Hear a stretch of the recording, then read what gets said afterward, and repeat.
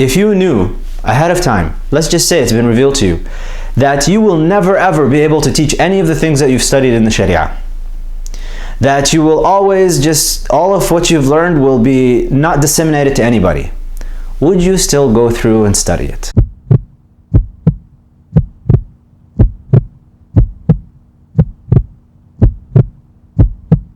Assalamu alaikum. I wanted to do a follow-up on my Scattered Thoughts number 30, which was the one that's just before this one. If you haven't watched it, I'd recommend you go back and watch that one. The gist of it was just talking about knowledge and what constitutes knowledge, and when does a student recognize that they've become an alim, if they ever do. I finished it off with saying that you should not be seeking knowledge for the sake of becoming a teacher.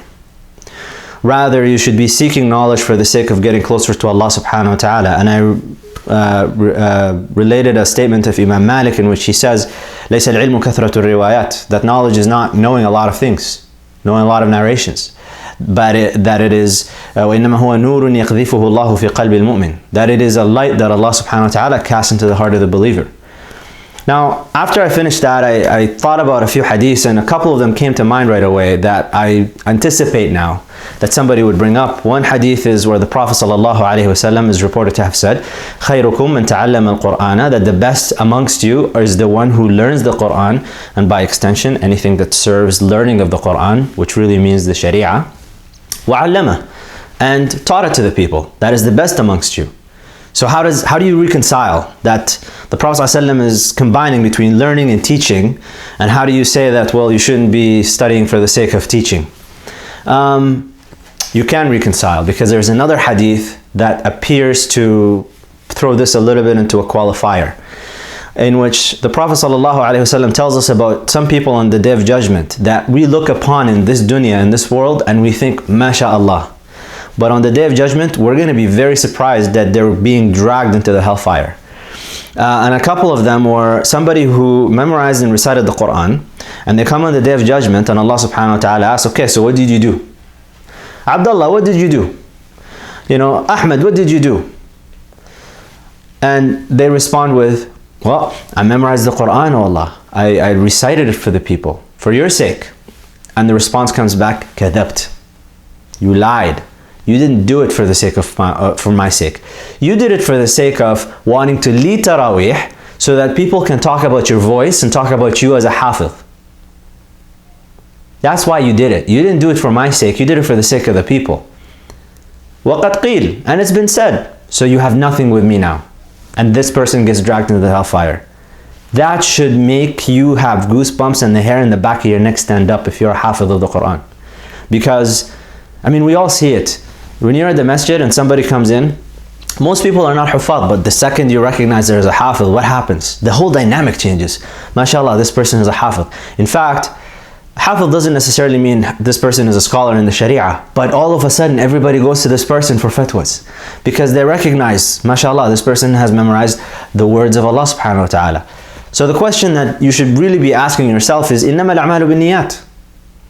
You know, actions are by intentions. Why are you memorizing the Quran? Are you doing it for the sake of Allah? If you knew, if you had prior knowledge, it's been revealed to you somehow, that you will never be able to ever tell anybody that you've memorized the Quran, that you could ever lead Taraweeh prayer, just imagine that. Would you still go through the trouble of memorizing the Quran? Would you still recite the Quran even if you knew nobody will ever know that you recited the Quran? Imagine yourself on an isolated island by yourself. You know, you with just by yourself with Wilson. You know the movie. That's it. That's it. Would you still recite the Quran and go through it, knowing that nobody else would know except Allah subhanahu wa ta'ala and the creatures around you? That's a question you should ask yourself. The other person that goes into hell is a scholar, a teacher. They come on the Day of Judgment. Oh, so and so, what did you do for me? And the person responds with, I learned the Sharia, oh Allah. I studied the Sharia. You know, I went through it and I became a scholar, and then I taught the people, and I did it for your sake. And Allah subhanahu wa ta'ala comes back with kadhabt. Because Allah subhanahu wa ta'ala أَقْرَبُ إِلَيْكَ مِنْ حَبْلِ الْوَرِيدِ. that He is closer to you than your jugular vein. Allah knows you better than you know yourself. The intention behind it, was it for Allah subhanahu wa ta'ala, or was it because you wanted to be addressed as Ustad, Sheikh, Imam? You know, is that why you're doing it? If you knew ahead of time, let's just say it's been revealed to you, that you will never ever be able to teach any of the things that you've studied in the Sharia, that you will always just, all of what you've learned will be not disseminated to anybody, would you still go through and study it? That's really the question you should ask yourself. So it's all by intention. If you're doing it for Allah subhanahu wa ta'ala, and that's really where the concept of qadr comes in as well. You know, I talk about qadr a lot because it's such a fascinating, like if you really get a grasp on what predestination really means, first of all, your intentions will become much clearer to you why you're doing certain things, and you will have so much less anxiety about everything. When it comes to qadr, Allah subhanahu wa ta'ala has already predestined for you what you're going to do for your life, right? It's already been done. It's written down. If you're going to be a scholar teaching the people, you'll be a scholar teaching the people. If you're going to be a hafiz who leads tarawih and does all of these things, and imam, you'll be these things. And it's okay for you to have the intention that I would like, these are my, you know, I have a calling. I would like to become a scholar. I would like, but why are you wanting to be these things? That's really the question here, because that's what you have control over. You have control over your intentions. You have control over how you spend your time doing these things. And based on, like the question I asked, if you knew ahead of time that none of this will happen, would you still continue pursuing these things for the sake of Allah subhanahu wa ta'ala? And that's what it means when Imam Malik says that knowledge is not knowing a lot of narrations. It's that light that Allah subhanahu wa ta'ala casts into the heart of the believer. So it should really make no difference. I shared with you guys way back now. It's through the first few episodes of my Scattered Thoughts, where I shared with you something that I have taped on top of my computer screen, which is a statement of Imam Malik. تَعَلَّمْتُ الْعِلْمَ لِنَفْسِي. I learned knowledge, this Sharia, I did it for my own sake. I didn't do it so that I become Imam Malik. I did it because I wanted to get closer to Allah subhanahu wa ta'ala. As a byproduct of his hard work and his sincere intention, Allah subhanahu wa ta'ala utilized him in a way that made him Imam Malik.